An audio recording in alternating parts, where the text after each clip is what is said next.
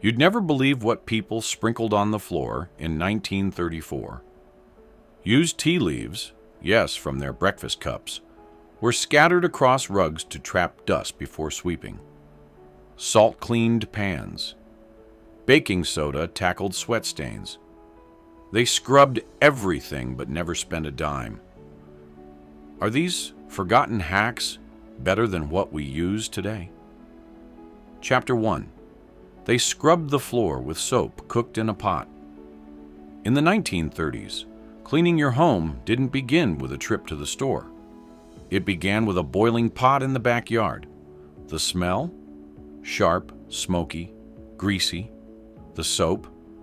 A thick, slightly gritty slab made from bacon drippings and lye.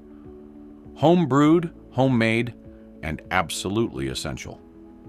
This wasn't your grandmother's store-bought bar. It was her grandmother's survival skill. Lye, also called potash, came from wood ashes soaked in water. Sodium hydroxide wasn't labeled in chemistry bottles. It was scooped from a fireplace. Families combined it with animal fat, usually leftover bacon grease or beef tallow. The recipe was equal parts science and guesswork, passed down without measurement. Women stirred the mixture over open fire for hours. One slip, and it could burn your skin. They wore goggles, aprons, even scarves over their mouths to avoid the fumes. Some described the job as boiling down the week's sins. But the result? A cake of soap that could do everything. Wash laundry, scrub the floors, bathe the children, scour the pots. A single batch, when carefully rationed, lasted 3 to 6 weeks for an average family. Lye soap was so cherished, it sometimes had nicknames: Stinker, Granny White, or even Old Slab. In some towns, the soap-making pot was a shared community item, passed from house to house like a family heirloom. It was part chemistry, part ritual, and absolutely crucial. In fact, during particularly cold winters, families used it to scrub soot off walls to prevent chimney fires, because every surface mattered, and every ounce of soap was hard-earned. One 1933 guidebook advised storing lye soap on waxed paper and rationing it into small cubes, no bigger than a walnut, for weekly use. And in a world with no disinfectants, no bleach, and no running water in many homes, this soap didn't just clean, it kept you alive. Chapter 2. Vinegar cleaned everything from windows to feet. In a Depression-era kitchen, there were 2 bottles that never ran dry: water and vinegar. While the first quenched thirst, the second tackled everything else: grime, grease, and gossip. White vinegar was the Swiss Army knife of cleaning, and its sour bite was the scent of survival. Most households didn't have disinfectants, but they did have vinegar, usually in a brown jug under the sink. A 1935 University of Illinois Extension Bulletin reported that 82% of rural Midwestern homes kept vinegar on hand year-round. Why? Because it cleaned windows, polished wood, softened laundry, and even cured foot fungus. Families diluted vinegar with warm water to wipe down furniture and windows. For carpet stains, vinegar was mixed with salt and scrubbed in with a rag. It cut through coal soot, better than soap, and left behind a faint tang that homemakers called honest clean. Vinegar wasn't just for surfaces. It became a homemade fabric softener, added during the rinse cycle to reduce stiffness in hand-washed clothes. It was even used as a foot soak, said to soothe cracked heels and prevent infection for children who went barefoot through half the year. For fancier homes, or simply fancier imaginations, women would soak citrus peels in vinegar for weeks to make orange vinegar polish. A 1934 Missouri Home Economics circular listed recipes for lemon pine vinegar tonic to use on hardwood floors, and eucalyptus vinegar for sanitizing sick rooms.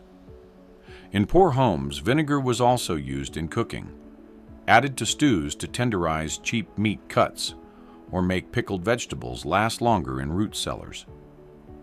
One 1930 homemaking journal noted, "If a house has vinegar, it has virtue." It may have stung the eyes and curled the nose, but in an era where every drop of bleach or soap was precious, vinegar was the invisible maid that never left. Chapter 3. They dusted with tea leaves and newspapers. Before vacuums hummed through hallways or microfiber cloths picked up every speck, Depression-era families dusted their homes with what they had: yesterday's tea and yesterday's news. Yes, used tea leaves, often black tea from steeped breakfast pots, were dried slightly and scattered lightly over carpets. Why? Because their slight dampness trapped dust, ash, and hair. Sweeping a carpet, dry kicked dust into the air. But sweeping tea leaves across it? That pulled the dirt off and locked it into the leaves. The 1932 article in Good Housekeeping actually described it as a parlor dust magnet. Tea was a luxury for many, so this method was often reserved for special cleaning days, Saturdays or before guests arrived. In urban areas, where coal soot coated windows and rugs within days, it was a ritual. A 1935 survey in Cleveland found that 3 out of 5 tenement households used tea leaves to clean rugs weekly. And what about glass, mirrors, and counters? Newspapers. Pages from the Evening Gazette, Farmers Weekly, or even church bulletins were crumpled into tight balls and rubbed against glass using a vinegar and water solution. The reason? Old newspaper ink, made from oil-based dyes, actually helped polish rather than streak. And the thin but strong paper didn't leave lint. Flour sacks, worn flannel shirts, and pillowcases were turned into dust rags. These were sewn by hand, hemmed to prevent fraying, and washed after every big scrub day. Children were often assigned baseboard duty, dragging vinegar-soaked cloths along the floorboards or under radiators where mice or soot might gather. One 12-year-old girl in Iowa recalled being praised not for her grades, but for how white her rag was after the kitchen was done. Fun fact, clean newspapers-only signs were common in kitchens to keep political cartoons off the dishes. Cleanliness wasn't just about appearance. It was proof of resilience, resourcefulness, and pride when the world outside was falling apart. Chapter 4. Baking soda was the bleach and deodorizer. In an era before chemical cleaners lined the shelves, one pantry item stood out as the all-purpose miracle powder: baking soda. In the 1930s, a single 1-pound tin of baking soda cost around 7 to 10 cents, and families stretched it for everything, from whitening laundry to deodorizing iceboxes. The 1937 USDA Home Economics Bulletin even recommended that each rural household keep at least 1 pound per month on hand for household sanitation. Laundry day? A few spoonfuls in the wash water helped neutralize odors from sweat and farm work. Baking soda was mixed with boiling water and homemade lye soap to scrub out stains on overalls and aprons, especially blood, grease, and even tobacco juice. It wasn't just laundry, it was preservation. In kitchens, baking soda scoured iron pots and old tin pans. Mixed with salt, it became a non-toxic scouring paste, safe for sinks and wooden counters. It deodorized the icebox, the non-electric ancestor of the fridge, and was sprinkled in trash bins and root cellars. Mothers used it to clean vegetables, brush their teeth, or even ease heartburn after eating too much starchy depression stew. And it didn't stop there. Silverware tarnished from coal smoke, baking soda, and boiling water in an aluminum basin. Shoe polish ran out? A damp cloth with soda brightened the scuffs. Hands reeking of onions or fish after cooking. Rub with soda and lemon. Even chicken coops and outhouses got a soda scrub. During the Dust Bowl, families used baking soda to clean dust from oil lamps, to make poultices for bug bites, and even to fight mildew inside sod homes. It was the silent savior of sanitation. Some rural school teachers gave students extra credit for bringing useful items to class. Baking soda was accepted as currency. In short, baking soda was not optional. It was a line of defense against grime, smell, and sometimes even despair. And when every cent mattered, a powder that could do 10 jobs for the price of one. That was real Depression-era gold. Chapter 5. Flour and water paste. Was there super glue? When your shoes were splitting, wallpaper peeling, or your child's only toy broke, you didn't run to the store in the 1930s. You went to the stove. With a few spoonfuls of flour, water, and patience, Depression-era families made a sticky, resilient glue that fixed nearly anything without spending a single dime. The basic recipe? 1 part flour to 1 part water, boiled until thickened. Sometimes a pinch of salt was added to prevent mold, especially in humid southern states. This humble paste held together school notebooks, handmade greeting cards, broken furniture joints, and ripped linoleum tiles. Parents used it to mend torn pages in family Bibles or scrapbooks filled with ration coupons. In households where literacy was prized and paper was sacred, this paste saved stories. And for children, it unlocked imagination. Cardboard boxes were turned into dollhouses, old newspapers into paper-mache masks, and clothespins into painted animals, all held together with flour glue. Teachers, especially in one-room schoolhouses across the Midwest, regularly included paste making as part of arts lessons. During a 1936 WPA-sponsored survey in Indiana, 72% of rural schools reported children using homemade glue for class projects. Even holiday decorations, snowflakes, garlands, ornaments, were flour glued and hand glittered with salt or shaved mica. In December 1934, the Farm Journal ran a feature on making depression-proof holiday decor, which included a flour paste recipe for window frost cutouts and mantel wreaths. There were limitations. Flour paste wasn't waterproof. It grew brittle over time.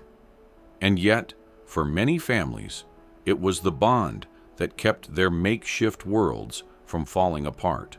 A Kansas boy in 1932 used flour glue and cigar box scraps to build a toy car with rotating wheels, won a county fair ribbon, and later became a mechanical engineer.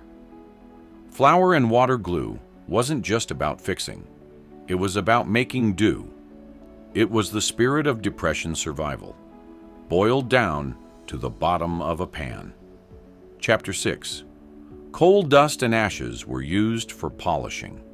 When cleaning supplies ran out and pennies had to be pinched, Depression-era families looked not to stores, but to the ashes under their own stoves.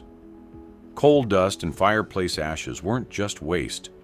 They were tools.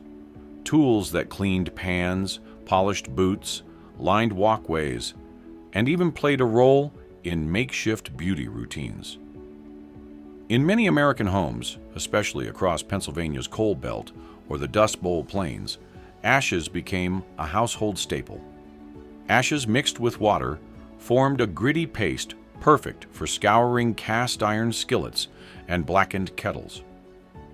Housewives used this DIY scouring powder to scrub fireplace grates, enamel tubs, and iron stovetops. In 1932, the Homemaker's Companion Almanac advised fine wood ash as a cost-free substitute for soap when lye supplies were short, especially during winter when deliveries stalled. Ash was also used outside. Spread over icy stoops and sidewalks, it prevented slips and added traction, cheaper than salt and available all winter. Some towns in Ohio even collected ash barrels door to door and redistributed them to poor families without heating coal. But perhaps the strangest and most memorable use: homemade boot polish and eyebrow filler. Coal soot mixed with lard or leftover bacon grease created a thick black balm. Boys used it to shine scuffed boots before Sunday church. Girls applied tiny dabs with matchsticks to fill their brows or create homemade eyeliner. This mascara was the only beauty product some ever knew. Cheap, effective, and smoky as the chimneys it came from. In 1933, a Kentucky girl reportedly used soot and grease to ink her lashes before a school photo, resulting in the first accidental smoky eye in town lore. Even animal pens and chicken coops were scrubbed with ash to deodorize waste and keep bugs away. A 1934 extension bulletin from Oklahoma State advised farmers to scatter wood ash weekly in pig pens for sanitation and fly control. Ash didn't smell sweet, it didn't foam, but it did the job quietly, cheaply, and absolutely everywhere. In the Great Depression, even what was burned and discarded got a second life. Chapter 7. They used lemon rinds and salt like magic erasers. In Depression-era kitchens, lemons were more than flavor. They were assets. A single lemon could clean, disinfect, deodorize, and even repair worn-down surfaces. And because lemons were pricey, averaging 3 to 5 cents each in the early 1930s, they were never wasted. Instead, families stretched them to the very last rind. Once the juice was squeezed for cooking or canning, the leftover peel became a cleaning tool. Housewives would dip a halved lemon into coarse salt, creating a gritty, citrus-scented scrubber. This natural scouring combo could remove rust from metal, polish copper pots, and even erase mineral stains from enamel sinks and tubs. A 1936 homemaker's newsletter out of St. Louis described lemon salt scrubs as the poor woman's polish, capable of restoring even the dullest stovetop. The citric acid broke down limescale, while salt acted as a gentle abrasive. It was one of the most common cleaning rituals performed on Saturday mornings before church visits or community suppers. In rural areas without plumbing, lemon peels were thrown into outhouses or chamber pots to mask odor and discourage flies. In small city apartments, they freshened iceboxes and were rubbed across wooden countertops to kill bacteria. Some households even boiled leftover rinds to create a fresh-smelling steam that sanitized air in sick rooms, an early version of DIY aromatherapy. But the use wasn't limited to cleaning. In parts of the South and Southwest, where hard water left rust stains on linens, boiled lemon water became a laundry soak. And immigrant families from Italy and Greece passed down the practice of rubbing lemon on cutting boards and hands to remove garlic and fish odor, traditions still alive today. Fun fact, in 1934, a Chicago woman won a home economics contest for her tip, using lemon and salt to clean an iron skillet that had rusted during a flood. And because nothing went to waste, lemon rinds were often dried on windowsills and tucked into dresser drawers or shoes as makeshift air fresheners. In an age of scarcity, lemons were triple-purpose tools, used first for cooking, second for cleaning, and finally for scent. And with just one fruit, a clever homemaker could brighten her food, her home, and her mood, all for a nickel. Chapter 8. Cleaning wasn't just chores. It was a survival ritual. During the Great Depression, a clean home wasn't just about pride. It was a survival strategy, a social signal, and sometimes the difference between eating and going hungry. Saturday was known as Scrubbing Day across America, whether in city row houses or dusty Midwest farms. Families would rise early to sweep soot, beat rugs, polish windows, and scrub stoops. This wasn't just routine. In many communities, especially where boarding rooms or tenant arrangements were common, a clean house could attract paying lodgers. And in a world where rent could be bartered for housekeeping, reputation mattered. According to a 1933 sociological study of urban poverty in Cleveland, landlords were more likely to extend leniency to tenants with tidy homes. One woman was granted 3 months' rent delay after her landlord found her kitchen spotless and her lace curtains bleached with vinegar and sun. Even the front steps were crucial. In Philadelphia and Boston, women scrubbed their stoops with vinegar and water so thoroughly that a sparkling entrance became a form of competition. It wasn't uncommon for neighbors to judge each other harshly on the shine of their doorknobs or the state of their porch railings. A grimy window pane wasn't just unclean, it was shameful. Kids were enlisted young. By age 6 or 7, most children had regular cleaning duties, drying dishes, sweeping, gathering kindling, or shaking out rugs. In coal country, boys would brush soot off walls and lamps every evening. Girls learned to patch curtains and clean chamber pots. It wasn't busy work, it was education. Stat to know. A 1935 WPA report noted that in over 70% of homes receiving aid, families still maintained daily cleaning routines despite having little to no income. In many Black, immigrant, and working-class households, cleaning was a source of dignity. Mothers taught daughters to press aprons and polish shoes because respectability was often the only shield against judgment or eviction, and cleaning together created resilience. Neighbors traded lye soap recipes. They shared vinegar. One family lent another their washboard. When lice or illness struck, entire blocks coordinated boil washing days to sanitize bedding and clothes. To modernize, it may seem excessive, but back then, a swept floor, a well-folded quilt, or a vinegar-scrubbed table was a declaration. We're still standing. We still care. We still fight for dignity, even with nothing. Because during the Depression, cleanliness wasn't just next to godliness. It was next to survival. If you loved learning how they cleaned, cooked, and even made glue from flour, hit like, subscribe, and dive into more wild history with us. There's a lot more grit and genius buried in America's past, and we're just getting started.